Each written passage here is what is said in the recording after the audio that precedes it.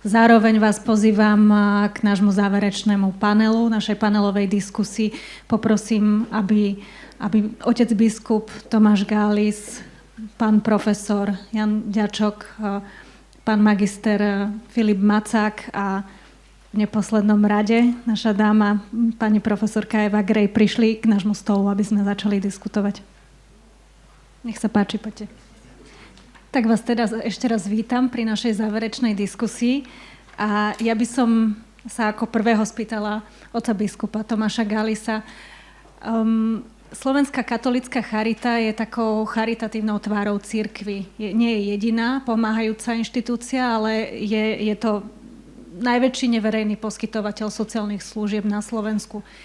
V praxi ja musím povedať, že ako novinárka som sa s tým často stretávala, že v krízových situáciách bola naozaj charita, pracovníci aj dobrovoľníci na mieste skôr ako niektoré verejné inštitúcie.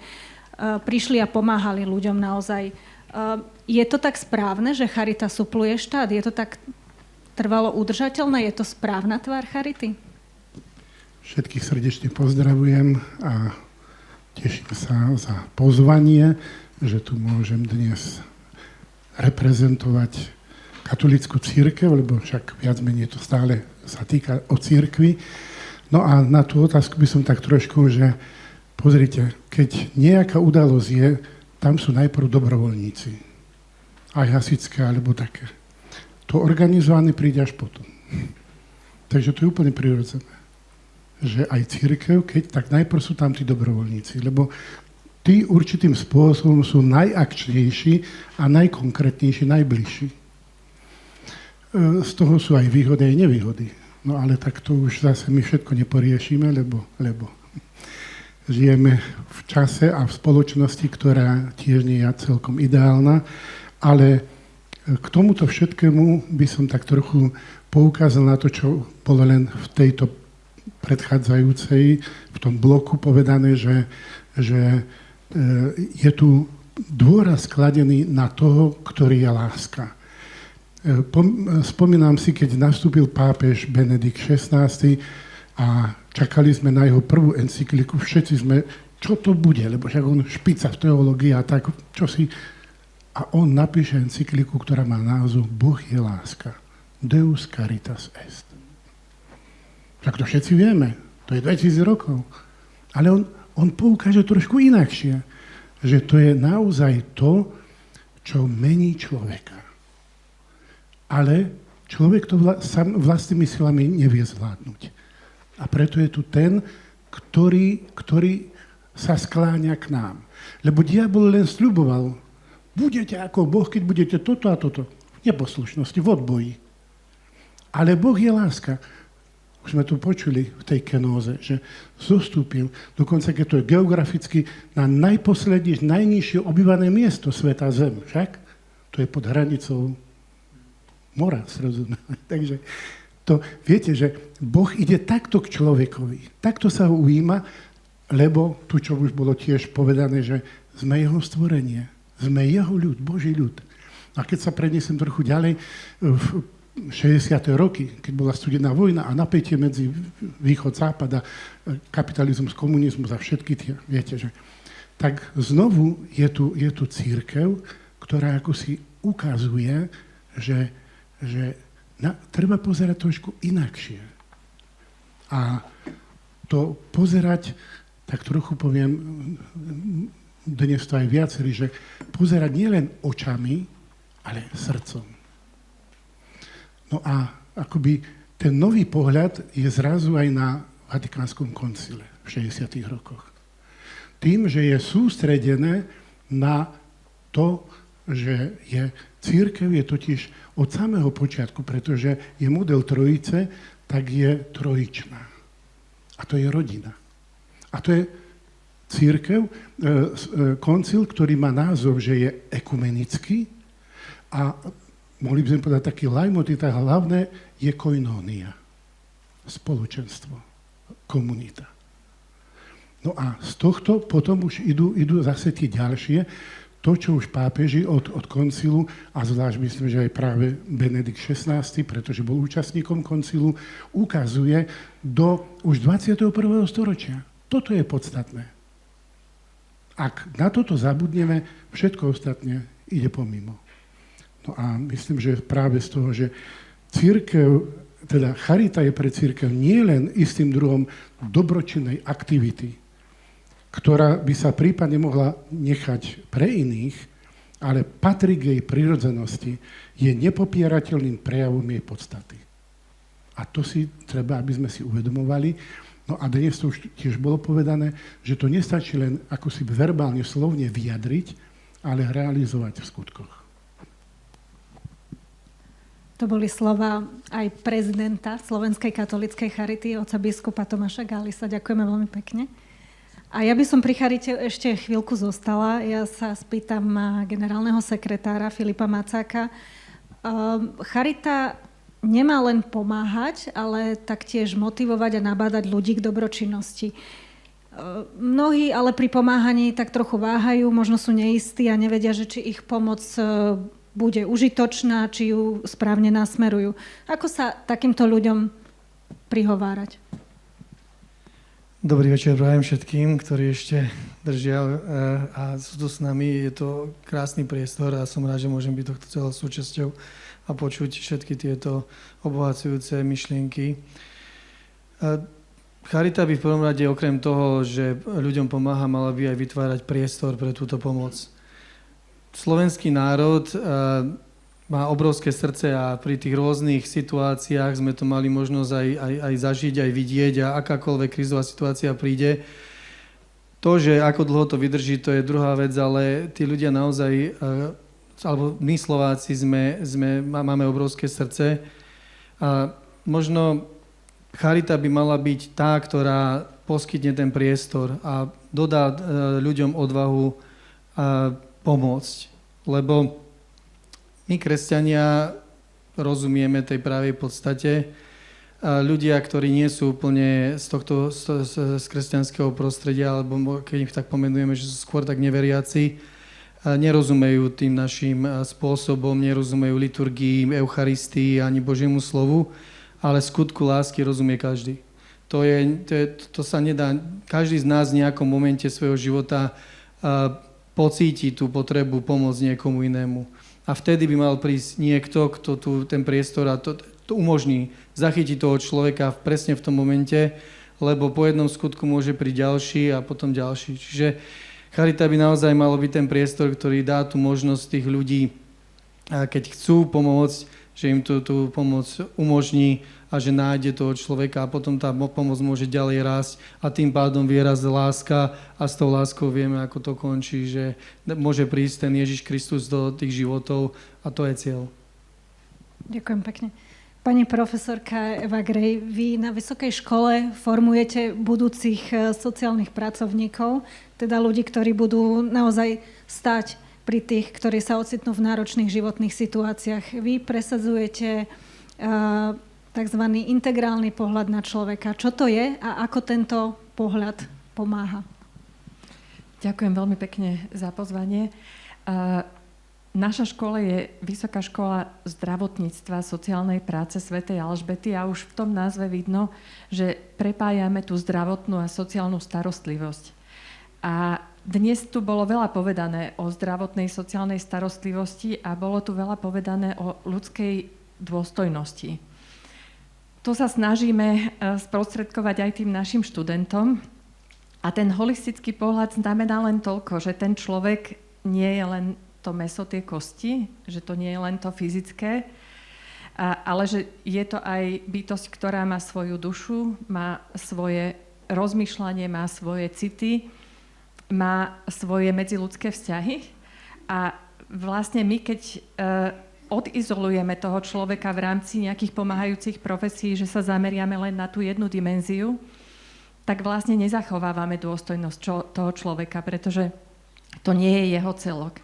A veľmi často sa práve stretávame s tým, že človek môže aj v niektorej tej oblasti ako byť slabý. Napríklad máme človeka, ktorý je veľmi odkazaný na starostlivosť iných, fyzicky veľmi slabý, ale ten človek má svoju dušu, možno má veľmi dobre zachované a ešte aj tie kognitívne schopnosti, ale ak nie, tak stále má tú svoju hodnotu. A práve preto sa snažíme vlastne aj do tých politík, aj do tej služby vnášať ten rozmer spoločný, teda pristupovať k tomu človeku ako k človeku, ktorý má všetky tieto svoje rozmery a tým aj zachovať jeho dôstojnosť. Vy ste zároveň aj lekárka. Pomáha vám tento spôsob aj v praxi? Mne to veľmi pomáha, pretože poznám obidve tie stránky. Čiže poznám tú zdravotnú starostlivosť a poznám aj tú sociálnu starostlivosť. Na takú trošku taká vyprovokovaná som bola kolegyňami z inej vysokej školy, že som si doplnila aj tú sociálnu prácu, že som si ju aj doštudovala, hoci som už mala profesúru. A vlastne vidím ten rozmer a vidím to, kde tie profesie niekedy ani nevedia. Že veď nám to môže pomôcť, keď my budeme mať toho sociálneho pracovníka v tej zdravotnej starostlivosti. My nebudeme musieť robiť tieto veci, ktoré robíme a nevieme ich robiť dobre. Hej. Niečo sa dá naučiť, ale to je presne tak, ako keď ja idem si opravovať, ja neviem, nejakú poličku a nie som na to profesionál. Ja ju nejako možno, že opravím, možno si pritom rozbijem prst, ale keby ten stolár k tomu prišiel, tak by to vyzeralo úplne ináč. A to isté máme vlastne, čo sa snažíme, však aj tu viacerí povedali, že aby sme dostali tú zdravotnú starostlivosť do tých zariadení sociálnych služieb. Pretože v tých zariadeniach sociálnych služieb máme veľa ľudí, máme veľa klientov, ktorí potrebujú aj tú zdravotnú starostlivosť a nie je logické, aby oni chodili za tou zdravotnou starostlivosťou, keď ona môže prísť k ním. Ďakujem pekne. Pán profesor Jan Ďačok, vy ste taktiež lekár a jezuita a sprevádzate ľudí v hraničných stavoch, dá sa to tak povedať. Čo vás táto skúsenosť naučila o ľudskej dôstojnosti a utrpení? Ja čím ďalej, tým viac si tak nejako vybavujem to konštatovanie pápeža Františka, ktorý hovoril, že keď išiel navštíviť tých, ktorí boli vo väzniciach, tak si kladol otázku, prečo tu nie som ja namiesto nich. Takže v podstate pri každom chorom človeku si môžeme uvedomiť, že nikde nie je vylúčené, že aj ja budem v takejto alebo aj podobnej situácii. Takže to zlaté pravidlo etiky alebo to zlaté pravidlo evanjelia, čo chceš, aby iní urobili tebe, urob ty im. Myslím si, že toto je rozhodne silná motivácia. Myslím si, že zdravotnícki pracovníci by mali mať aj rozum, aj srdce. Keď to spoja, tak potom toto je základný predpoklad, že by mohli byť aj účinní v tej službe, pretože prirodzenosť je rovnaká, ohrozenia sú rovnaké, aj tu a teraz na nás, však si to neželáme, ale sa to všetko môže zosypať a môžeme, keď by sme prežili, môžeme ešte dnes večer byť na lôžkach intenzívnej starostlivosti, čo samozrejme nechceme. Čiže čo vidím na inom, toto môžem čakať aj na sebe. A keďže sme rovnakí v dôstojnosti, tak teda mal by som pristupovať k ním s pokorou a urobiť, čo viem, vládzem a môžem, pretože ten pohár vody, ktorý je prisľúbený, je slušná odmena. Ďakujem pekne. V prednáške docenta Vladimíra Turza sme sa dozvedeli, že skutočná kresťanská láska búra bariéry, zmierňuje nepriateľov a spája rozdelených a že chudobní sú naši užitelia evangelizácie. Otec biskup, ako môže cirkev pomôcť ľuďom prekonávať predsudky voči tým, ktorí možno na prvý pohľad nevyzerajú ako ideálni príjemcovia pomoci? No, to je jednoduché, možno komplikované práve preto, že záleží od každého jedného z nás. Kto som ja pre neho a kto ten druhý je pre mňa.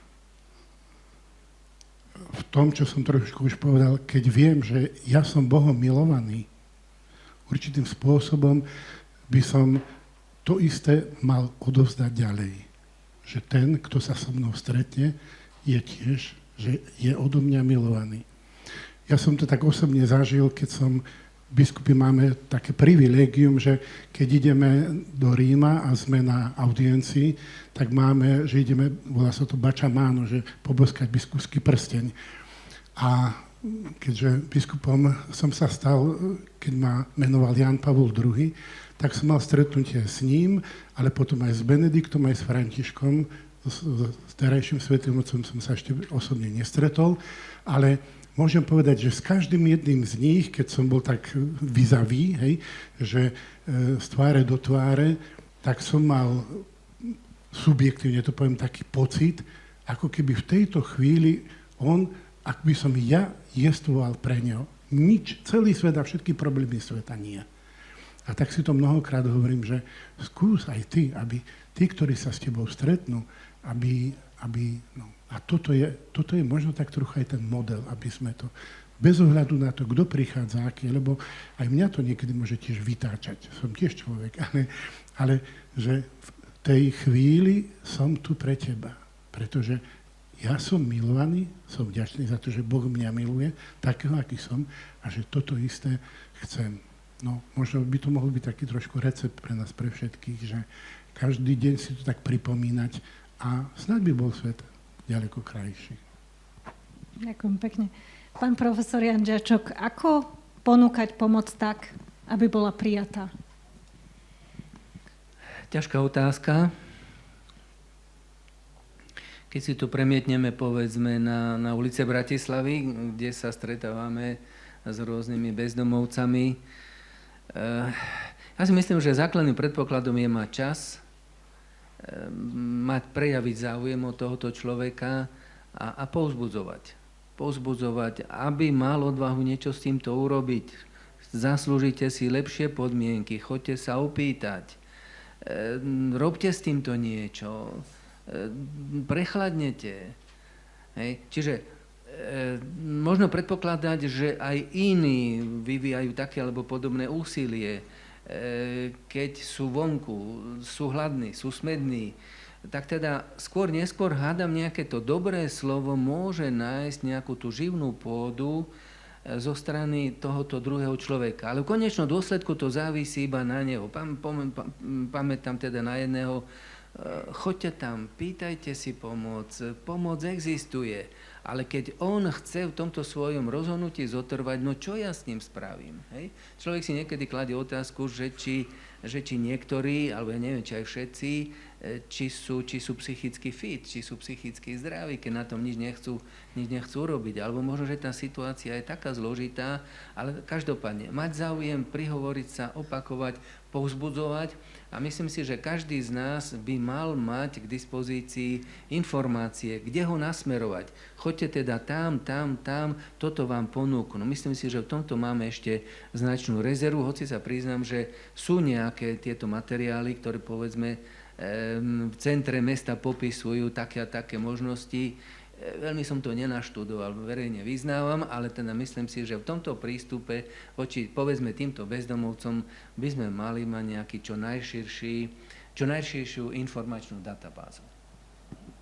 Pani profesorka Eva Grej, vy aké etické výzvy pokladáte pri práci s núdznymi za tie najpálčivejšie?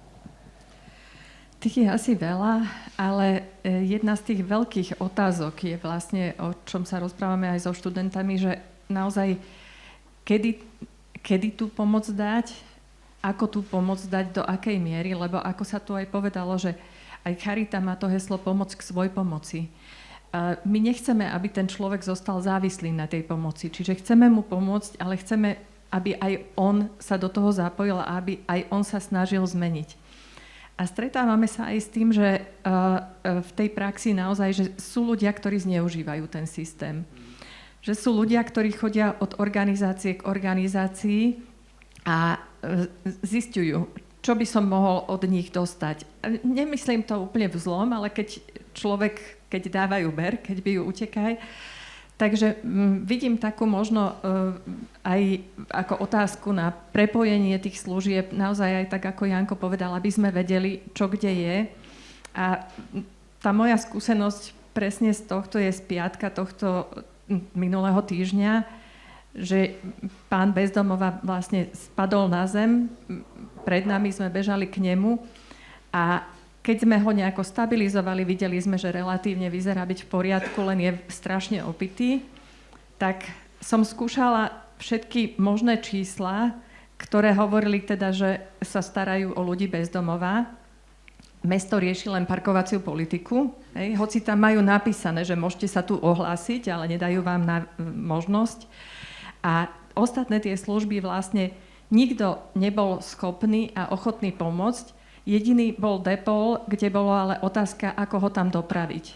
Taxík mi ho nezoberie a mestskí policajti sa zastavili, skontrolovali, že nemusia ho predvolať, v databáze ho nemajú a povedali, že nie je pod nulou, takže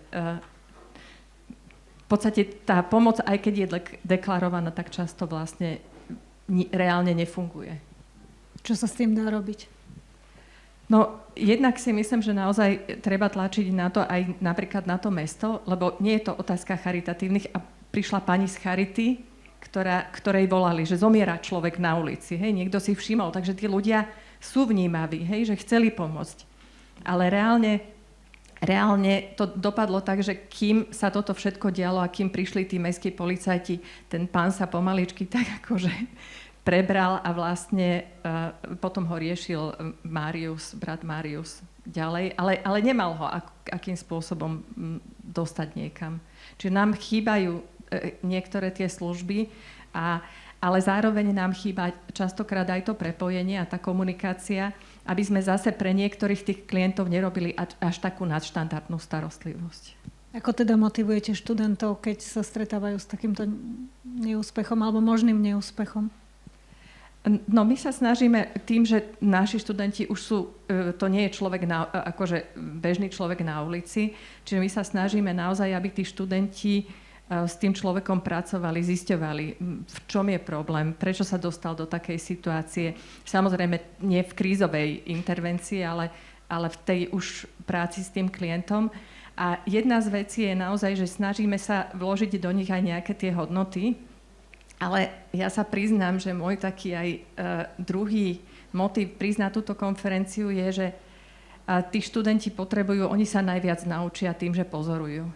A čiže môj taký skrytý motív, už teraz otvorený, je nadviazať spoluprácu aj s organizáciami kresťanskými a charitou, ktorí poskytujú tie sociálne služby, aby sme mohli k vám posielať študentov na prax, pretože ja to vidím, že to najviac na tých študentov zapôsobí, že oni keď vidia, ako sa správajú k tým klientom ľudia na tej praxi, to je to, čo si oni vlastne so sebou odnesú.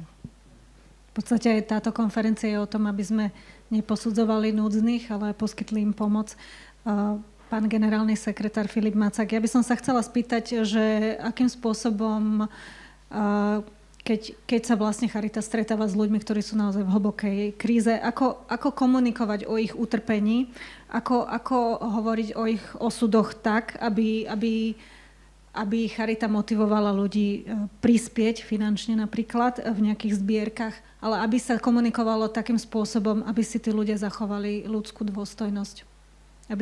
Aby sa neprekročili isté hranice, ktoré sa prekračovať nemajú. Tak určite spôsobom, že za každým tým jedným prípadom je človek, unikátny príbeh, ktorý mal svoj, čo vlastne vidíme v tom danom momente alebo v tej veľmi vážnej situácii, kde sa ten človek ocitol. To je len dôsledok toho.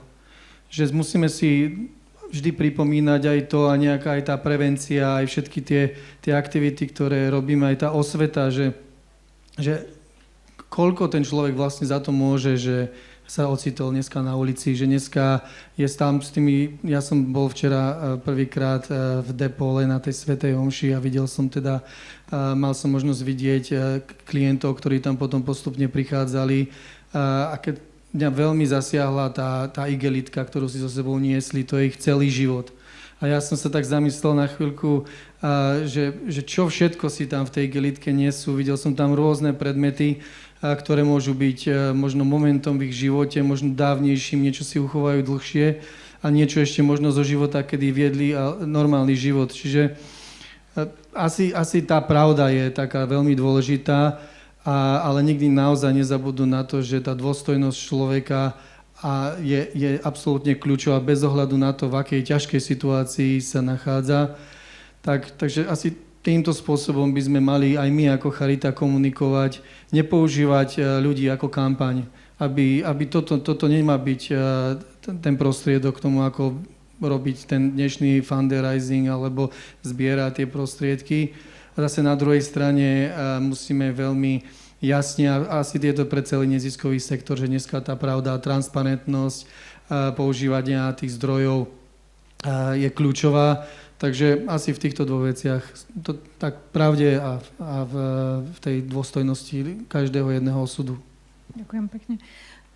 Otec biskup, ja by som sa chcela spýtať, ako ochrániť dobročinnosť od formálnosti? Áno, viete, všeličo určitým tým dianím zovšednie. No a cirkev má aj na to, že taký diabolus meridianus, že keď počas dňa je také, že okolo poludnia potom je človek už taký trochu malátny. No a vtedy je príležitosť, že ten rohatý pokúša. Takže aby sme v určitých tých situáciách aj my nezmalátnili a nezostali takí nevšimaví.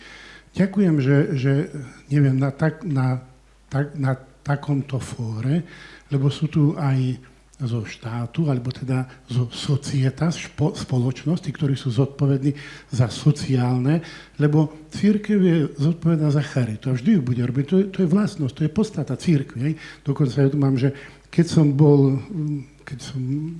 mal biskupskú vysviacku, tak jedna z tých otázok je, že či sľubujem, že v Pánovom mene budem otvorený a milosrdný voči chudobným a voči všetkým núdznym posilou a pomocou. To znamená, že biskup isté, vtedy všetci povieme áno, sľubujem, hej? Ale v tom konkrétnom živote, keď to už potom, a mal som možnosť sa stretnúť v rôznych situáciách, nie len keď je to tak pred Vianocami, lebo v rámci diecéz napríklad v tých zariadeniach tak cirkulujem, poviem, že lebo všade nemôžem byť naraz, ale každý rok do niektorých tých zariadení idem s pánom riaditeľom, neviem, či je ešte tu prítomný, a tak trošku, viete, ako si konkrétne byť na blízku tým ľuďom a podeliť sa s nimi to, čo vlastne môžeme my dať, že preukázať lásku.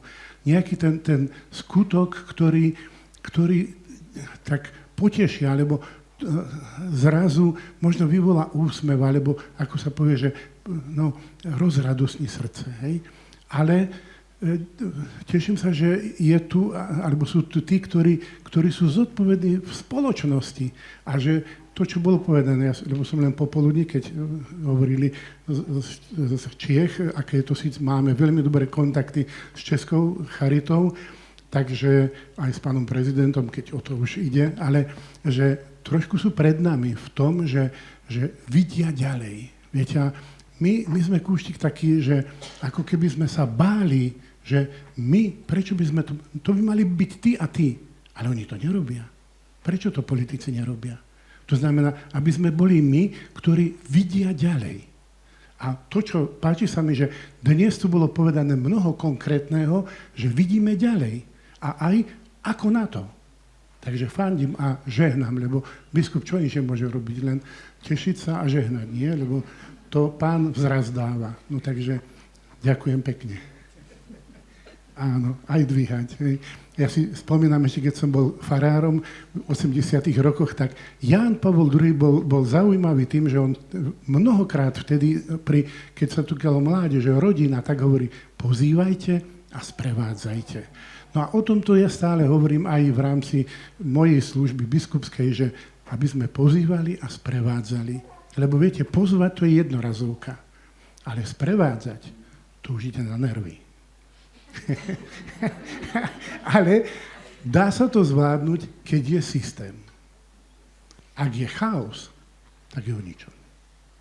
Takže ja ďakujem aj mojim spolupracovníkom, aj tých, ktorých mám, že snažíme sa, aby to nebol chaos, že jak kedysi mne povedali, že jak zajac, kde je väčšia hlava, aby sa aj s prepáčením nažral, aj schoval. tak to nie je o tom však. Takže, no a tak ďakujem pekne, že aj môžem dnes tu byť, lebo je to, myslím, že veľmi dôležité, že môžeme navzájom sa obohatiť a dvíhať, my hovoríme, že aj utvrdzovať a predovšetkým vo viere, lebo z viery to vychádza však. Ak to človek, ktorý nemá vieru, asi veľmi ťažko urobí. No ale Pán Ježiš ukázal, že to sa dá tiež, lebo keď hovorí podobenstvo o milosrdnom Samaritánovi, tak prekvapuje všetkých však. Ďakujem pekne. My ďakujeme veľmi pekne. Pán profesor, ja by som sa ešte chcela spýtať, že pri vašej pastoračnej práci stretávate sa aj s dilemami svedomia pomáhajúcich? Ako viesť ľudí tak, aby ich súcit neprešiel do podporovania nejakých nezdravých vzorcov?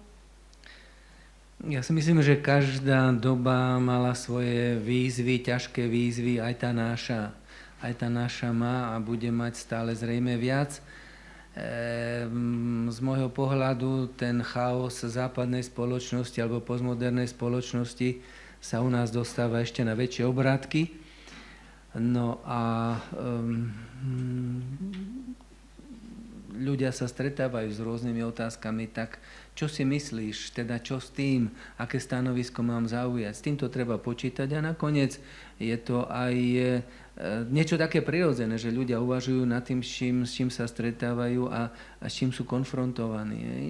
Čiže pomáhať áno, ale dať sa zneužívať nejako nie. Čiže povedzme, keď je nejaký tam ten človek napitý, no tak asi ťažko mu môžem prispieť na to, aby si ďalší alkohol kúpil, alebo teda, kde je nejaká vyslovená drogová záležitosť, tak niektorí hovoria, že tí mladí hádam precitnú tedy, keď ich rodičia surovo vyhodia z domu, aby nejako tak dopadli na vlastné nohy, aby si uvedomili teda, že čo znamená praktický život. Je to niečo veľmi tvrdé, je to niečo veľmi náročné, aj po stránke emocionálnej pre rodičov. Poznám takýto prípad, v tom istom meste žije ich syn, žijú jeho rodičia, syn je bezdomovcom a teda nebolo mu pomoci, pretože si nedal pomôcť, nedal si poradiť.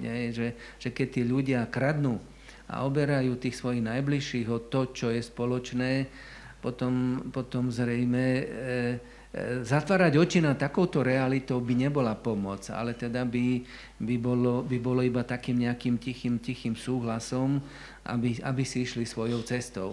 Tak hádam v nádeji, že ten človek nejako precitne, že príde k inému postoju, tak aj takéto nejaké drastické, surové, ťažké riešenie môže byť nejakým hádam snahou o pomoc, ale to sú veľmi, veľmi ťažké, zložité situácie a v podstate každá takáto dramatická situácia je pozvaním k tomu, aby človek zvažoval, modlil sa, radil sa, tak čo povieš, čo poradíš, čo by v danej situácii sme mohli, alebo s nejakými odborníkmi, mám taký a taký problém. Hej. Na toto by mali slúžiť tie centra pomoci pre rodinu alebo rodinné centra, ktoré musia mať široký záber, aj toto by sa ich malo týkať, teda, že čo urobiť, aké prípadne my ako rodina máme ešte rezervy s týmto našim synom, alebo teda s touto našou dcerou, pre ktorú sme urobili toto.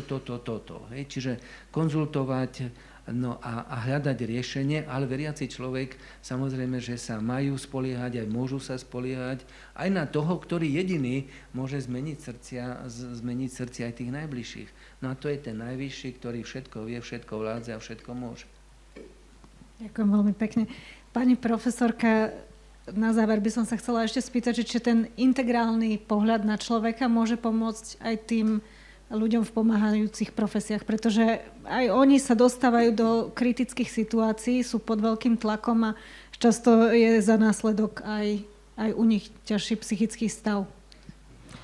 Určite áno. Dneska sme tu počuli, že vlastne tí pracovníci, hlavne v tých sociálnych službách, patria medzi tú pracujúcu chudobu. Hej, že to sú tí ľudia, ktorí majú nízke príjmy a pritom sú to ľudia, ktorí pracujú častokrát aj v noci, cez víkendy, na smeny, pretože tí klienti potrebujú tú starostlivosť a tú pomoc stále. A takže to riziko vyhorenia je tam veľké v týchto profesiách.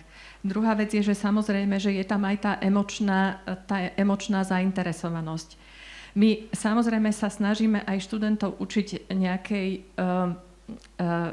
starostlivosti o seba, lebo to je jedna z vecí, na ktorú si musíme všetci dať pozor a musíme si povedať, že iba Pán Boh je všemocný a my môžeme pomôcť 1, 2, 10 ľuďom, ale určite nezachránime celý svet, teda každý z nás jeden, ale spolu zachránime oveľa viac ľudí.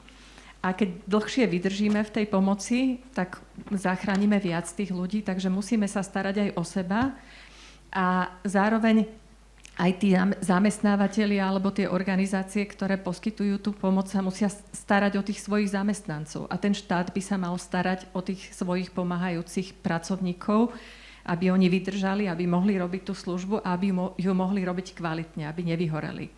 Takže no a ten multidimenzionálny prístup a tá spolupráca tých jednotlivých profesí, a ja som ešte v tej prvej časti nespomenula, že tam patrí aj napríklad psychológ a môže tam patriť pedagóg, ale patria tam aj duchovné osoby.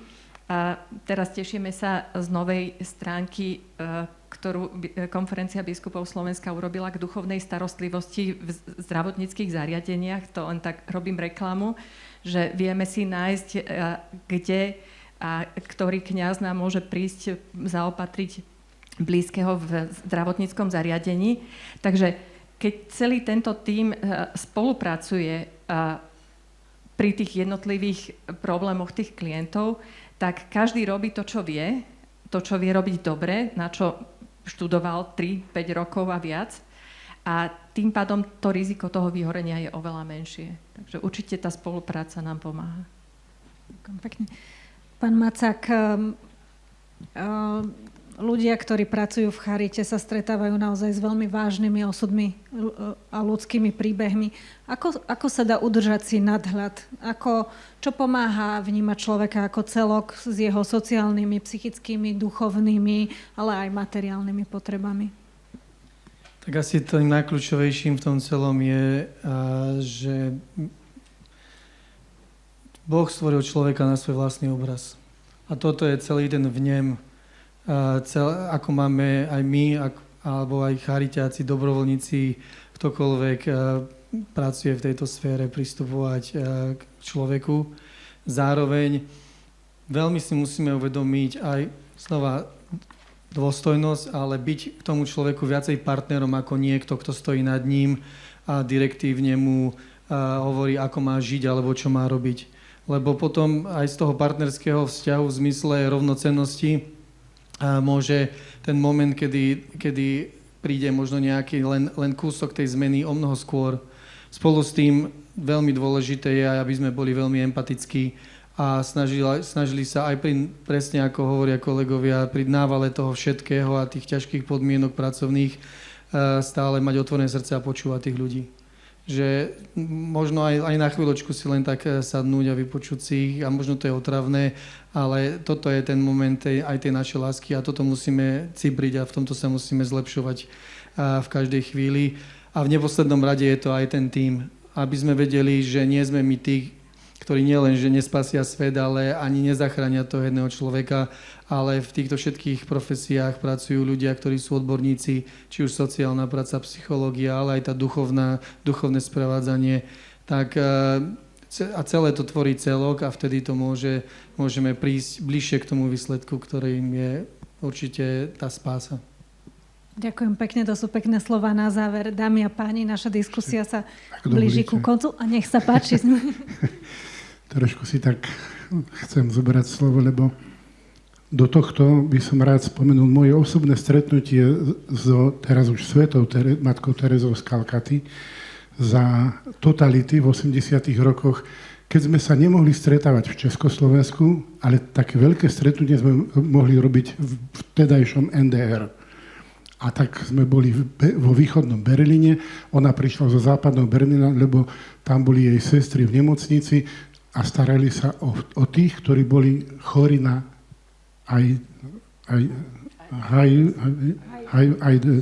čo bolo vtedy, chodili v tých skafandroch a tak. A jej sestry nepotrebovali nič. Ale potom my sme sa s ňou stretli a ona nám hovorí, že ako to všetko zvládať. Lebo ona sa nám povedala, ja chcem žiť s Ježišom 0,24. A určitým spôsobom, ako by chceš aj ty. A hovorila, ja pôjdem naspäť do Indie, hej, a vy sa vrátite domov, ale tým, že sa budeme modliť, že spolu, ako si budeme predkladať Ježišovi, my vytvárame sieťovanie, čo dneska je stále, myslím, že aktuálne. Hej. Čiže je tu čosi nové, že sa spájame v nebesiach. A ako? Sme sa pýtali, ako ona hovorí, ako to začať, ako to hovorí, ja a ty. Takže môžem povedať, že asi my všetci chceme žiť s Ježišom a tých ostatných, že pozvať k tomu, aby sme to, lebo takto sa to dá zvládnuť. No a moji vedia, že hovorím o takej trochu trojnožke, lebo to sme sa vo fyzike učili, že telesné ukotvené na 3 bodoch na stabilitu. Hej. Stolička to je už len ešte zichrovanie. To má 4 body však. A tie 3 body spoločne sa modliť, také jednoduché. Ale v ktorých rodinách sa ešte spoločne modlíme? Spoločne stolovať a o viere hovoriť. Ťažké? Učíme sa tomu. Každá svätá omša je model. Tam sa zjednocujeme v modlitbe, tam sa posilňujeme, stolujeme a utvrdzujeme vo viere. A potom sme rozposlaní. Choďte, robte podobne. Hej? No tak sa vráťme domov a robme to. A myslím, že toto je čosi praktické, čo môže každý jeden z nás. A nebudeme sami, lebo sa spájame vo výšinách a Pán bude žehnať aj nám. Ďakujem pekne.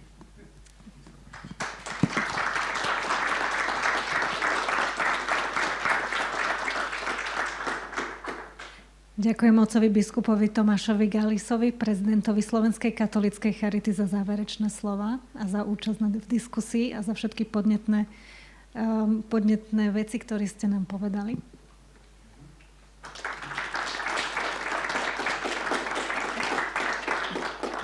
Ďakujem aj profesorke a lekárke Eve Grej za taktiež veľmi podnetné názory.